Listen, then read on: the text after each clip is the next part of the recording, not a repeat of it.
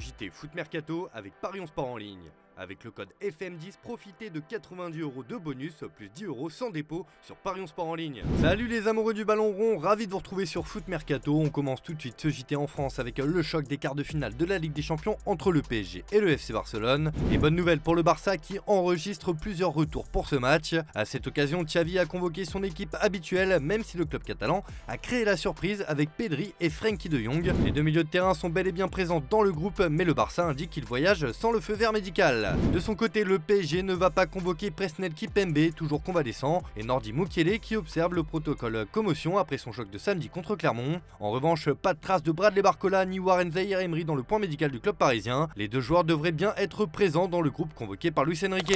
D'ailleurs, à la veille de cette confrontation, la situation de Warren Zaïre-Emery interroge. Étincelant en début de saison, le jeune milieu du PSG est moins en vue. S'il n'a pas perdu son statut de titulaire, il semble toutefois avoir besoin de temps pour digérer sa nouvelle vie. Dans son édition du jour, l'équipe affirme que le joueur indique en privé ne pas ressentir de fatigue, tout en affichant des statistiques moins performantes dans le secteur de la récupération. Devenu titulaire au PSG à seulement 17 ans, appelé par Didier Deschamps dans la foulée, trimballé par Luis Enrique entre le milieu et le poste d'arrière droit surexposé médiatiquement, Warren Zaïre-Emery semble mettre tout simplement du temps à digérer ce changement radical de statut dans sa jeune carrière. Vous ne mesurez pas à quel point il a dû gérer 10 000 choses en même temps cette saison, a confié un salarié du centre de formation du PSG au journal, car en plus de tous ces chamboulements dans sa carrière professionnelle, Zaïre-Emery se prépare également à passer le bac et son permis de conduire avant d'enchaîner peut-être avec un Euro. Zaïre-Emery devra donc répondre sur le terrain et ce dès mercredi soir. Autre joueur très attendu pour ce choc face au Barça, c'est Kylian Mbappé. Sur le départ à la fin de la saison, le Français a une belle occasion de briller une dernière fois en Ligue des Champions avec le PSG. Et selon Mundo Deportivo, le vestiaire du PSG pense que Xavi va mettre un plan anti-Mbappé, un peu comme ce qu'il avait fait avec Vinicius Junior lors des Clasico Barça-Real Madrid. Les Blaugrana redoutent l'international français et comptent bien l'empêcher de s'exprimer sur le terrain. Ronald Araujo pourrait être missionné pour neutraliser Mbappé grâce à sa condition physique lui permettant de résister aux cours de son adversaire et sa puissance pour remporter les duels. Le quotidien catalan ajoute que les Parisiens s'attendent aussi à ce que Jules Koundé,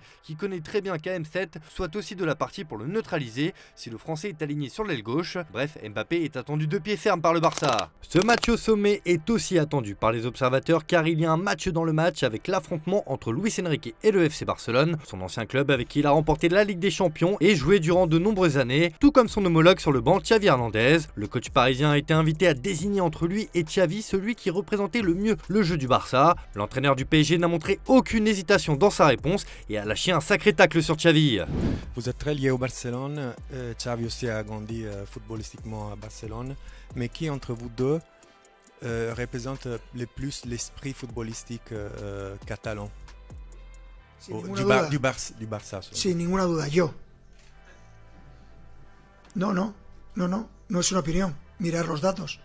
Mirar en términos de posesión de balón, en ocasiones de gol, en presión alta, mirar en títulos, mirar en trofeos. Sin ninguna duda, yo. Evidentemente hay otros que opinan de manera diferente.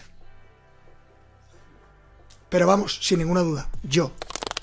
D'ailleurs, sur notre site, nous vous avons sollicité pour savoir qui va se qualifier en demi-finale de la Ligue des Champions entre le PSG et le Barça. Et bien, selon vous, à 62%, vous pensez que c'est le club parisien qui va passer. Un peu de mercato aussi pour le club parisien avec une bombe lâchée par Relevo concernant Erling Haaland. Le Norvégien dispose d'une clause libératoire de 175 millions d'euros à Manchester City. Si l'attaquant rêve du Real Madrid, une telle somme déboursée sur le mercato plus le salaire de 20 millions d'euros par an du joueur peut réduire les chances du Norvégien de débarquer dans la capitale espagnole, notamment en plus avec l'arrivée programmée de Kylian Mbappé cet été, et Haaland ne ferme pas la porte au PSG s'il devait quitter les Citizens. C'est une possibilité d'autant que le club français veut gagner la C1 et est ambitieux. Même si la Ligue 1 ne l'attire pas forcément, Paris reste une option, mais à l'heure actuelle, continuer à City où il se sent bien et où on compte sur lui et son plan A.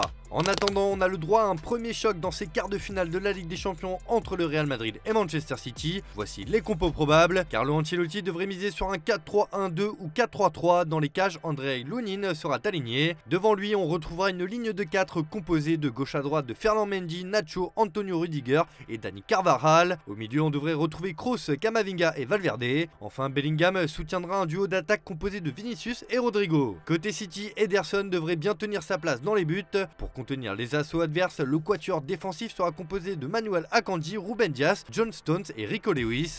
Devant la défense, le trio Kovacic, De Bruyne, Rodri aura fort à faire. Même chose pour Jack Grealish et Phil Foden. Leverkusen qui soutiendront Erling Haaland aligné en pointe. Et avec notre partenaire Parions Sport en ligne, vous pouvez parier sur ce match avec une offre de bienvenue de 90 € et un bonus de 10 € sans dépôt avec le code FM10. Comme d'habitude, pour vous aider, les pronos de la rédac. Personnellement, je vois bien le choc se conclure sur un match nul 1 partout, mais Stéphane pense plutôt que ce sera une rencontre plus spectaculaire avec un 2 partout, et Dimitri voit plutôt City s'imposer 2-1 au Santiago Bernabéu. Bien sûr, le petit pari fun, Jude Bellingham est attendu ce soir, alors je vous propose de miser sur lui en tant que premier buteur de la rencontre. La cote est à 6,20. Un peu de mercato concernant un Français qui évolue au Bayern Munich, c'est Mathys Tel. Malgré son faible temps de jeu sur les dernières semaines, l'attaquant reste un joueur important du club bavarois. La direction allemande sait qu'elle tient une pépite entre ses mains et ne compte pas la laisser filer. Comme l'indique le quotidien L'équipe, Tel fait partie des 5 joueurs intransférables du Bayern Munich, en compagnie d'un autre grand espoir du club, Alexander Pavlovic, et des vétérans Thomas Müller, Harry Kane et Manuel Neuer. Un gage de confiance pour celui qui a prolongé son contrat en mars dernier jusqu'en 2029.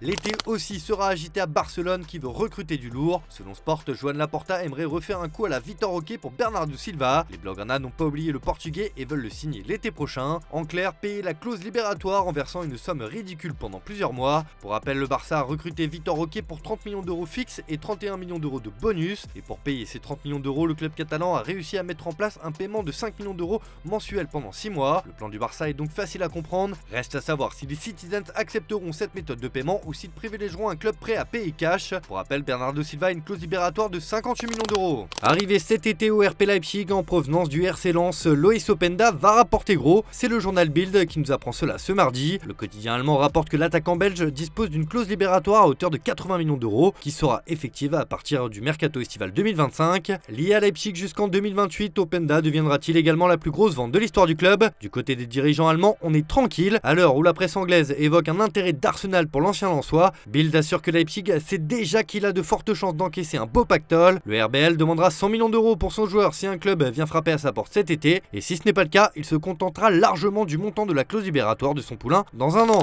Enfin, dans les officiels, sachez que Sandin Prisic a résilié son contrat avec le Racing Club de Strasbourg. Le milieu de terrain international bosnien jouait depuis janvier 2019 avec l'équipe désormais coachée par Patrick Vieira. Seulement utilisé à 3 reprises cette saison, il a mis un terme à son aventure à la Méno. Arrivant à 1 an de la fin de son contrat, il l'a résilié d'un commun accord avec son club. Décidément, Gérard Piqué ne fait pas les choses à moitié avec sa Kings League. Alors que la Kings League World Cup aura lieu du 26 mai au 8 juin prochain au Mexique, plusieurs stars, retraités ou non, ont déjà répondu favorablement à l'appel de la compétition. Lundi soir, une autre personnalité a été annoncée par la compétition. Il s'agit de Francesco Totti, qui sera le capitaine de l'équipe Stallion, présidé par le streamer transalpin Bloor, et qui représentera l'Italie à la compétition. Encore une belle tête d'affiche.